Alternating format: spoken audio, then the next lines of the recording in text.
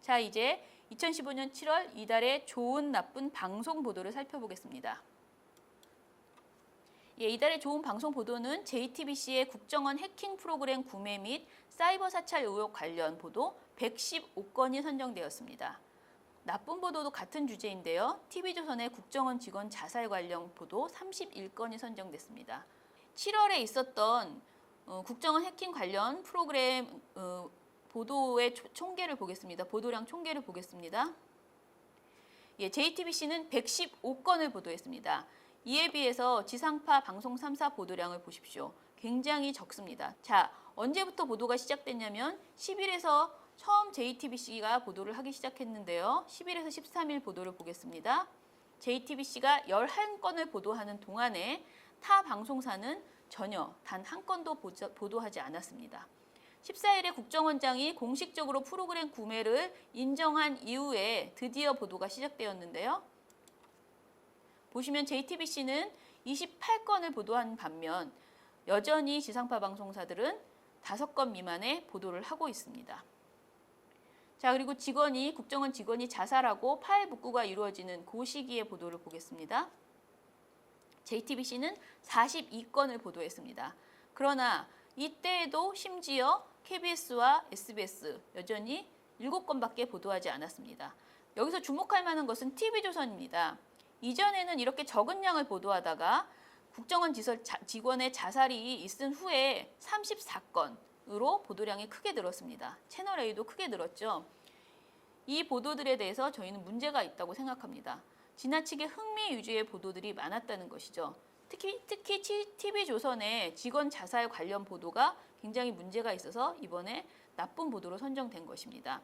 이것은 나중에 좀 더 자세히 설명을 드리고요. 자, 마지막으로 26일, 그러니까 국회와 검찰이 조사를 시작한 시기, 이때는 어떻게 보도를 했을까요?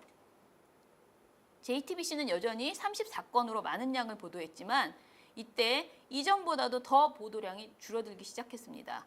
이번 국정원 해킹 관련 보도에서 가장 심각한 것은 지상파 3사가 보도의 역할을 거의 하지 못했다는 것이라고 볼 수 있습니다.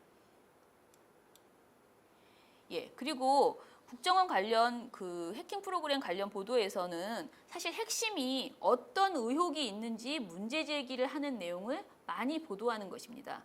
그런데 국정원 관련 모든 프로그램 중에서 의혹 제기를 하는 보도가 몇 건이 있었는지 보겠습니다. JTBC는 총 115건 중에서 60건이 의혹을 제기하는 보도였습니다. 그런데 KBS, MBC 한 건도 없습니다. SBS 한 건 있습니다. 그리고 TV조선 3건, 채널A 한 건이 있습니다. 거의 모든 내용이 국정원과 정부가 발표하는 내용들을 받아쓰기 하는 보도에 그쳤다는 것을 보실 수 있습니다. 이런저런 여러 가지 이유로 JTBC가 꾸준하게 그리고 가장 많은 양의 의혹 보도들을 제대로 전해서 국민의 알 권리를 충족시켜줬다, 이렇게 볼 수 있겠습니다. 예, JTBC는 좋은 보도가 정말 많았는데요. 현 정부에서도 감청 소프트웨어 구입했다는 내용을 보도했습니다. 이명박 정권에 이어서 박근혜 정권의 국정원 역시 해킹팀의 감청 프로그램을 구입해서 이용했음을 단독으로 보도한 것입니다.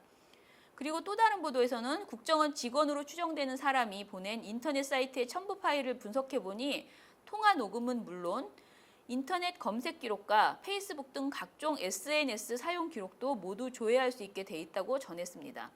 JTBC의 이런 단독 보도들은요, 북한 공작원들이 카톡도 쓰고 있어서 문의하고 기술 개발을 위해서 이메일을 주고받은 것이라는 이병호 국장원장의 해명을 정면으로 반박한 것입니다. JTBC가 좋은 방송 보도를 받은 이유, 더 설명 안 드려도 아시겠죠? 그럼 이제 TV조선의 나쁜 보도 마지막으로 설명드리겠습니다. 전에 국정원 해킹 의혹 관련 보도 총 52건 중에서 34건을 국정원 직원의 자살 이후부터 삭제 파일 복구 시기에 보도했다고 제가 전해드렸는데요. 이 보도의 대부분이 자살을 둘러싼 각종 의혹을 상세하게 추적하고 제기하는 내용이 아닙니다. TV조선 보도는요, 모두 국정원과 정부 여당의 주장에 힘을 실어주고 그 중에서 가장 문제가 되는 보도들만 저희가 짚어보려고 합니다. 먼저 이 보도인데요. 삭제된 파일에 담긴 내용은 이라는 제목인데 이 보도는 TV조선이 스스로 단독이라고 매우 강조하면서 내놓은 보도입니다. 이 보도에서는 임 씨가 삭제한 파일의 내용을 확인해 보니 국정원이 대북, 대테러 공작의 일환으로 몰래 프로그램을 심어놓은 공작 대상자가 우리나라에 입국한 이후에 찍힌 기록을 삭제했다고 전했습니다. TV조선은 해킹 대상자는 주로 제3국에서 북한을 오가는 우리의 공작 대상으로 알려졌다고 덧붙였습니다.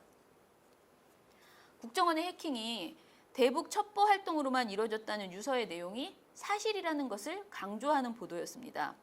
TV조선 보도는 출처도 매우 애매하게 정부 주요 소식통이라고만 밝혔습니다. 그러나 국정원의 삭제 파일 복구가 7월 25일 완료된 것을 감안하면요. 임 씨가 사망한 지 하루 만에 삭제 파일을 도대체 어떻게 확인했다는 것인지 TV조선의 리포트는 근거가 매우 약합니다. TV조선이 언급한 정부 주요 소식통은 도대체 어떻게 삭제된 자료의 내용을 알았을까요?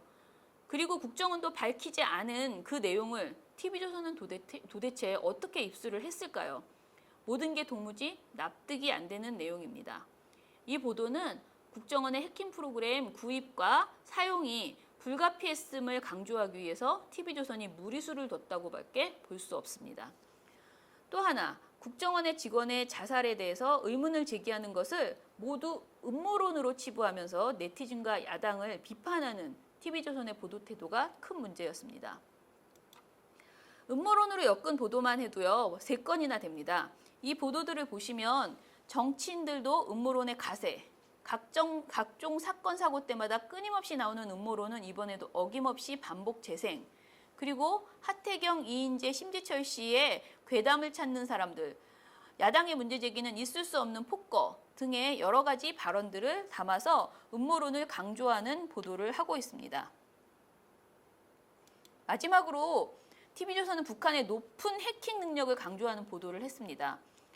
이 보도에서는요, 김정은 체제 들어서 지난 2012년에는 전력 사이버 사령부까지 창설해 해커 부대원 수를 6천 명으로 2배 늘렸다고 전하면서 북한 해커들은 해외에서 주로 활동하며 해킹 방식도 다양화해 우리보다 높은 수준이라고 평했습니다.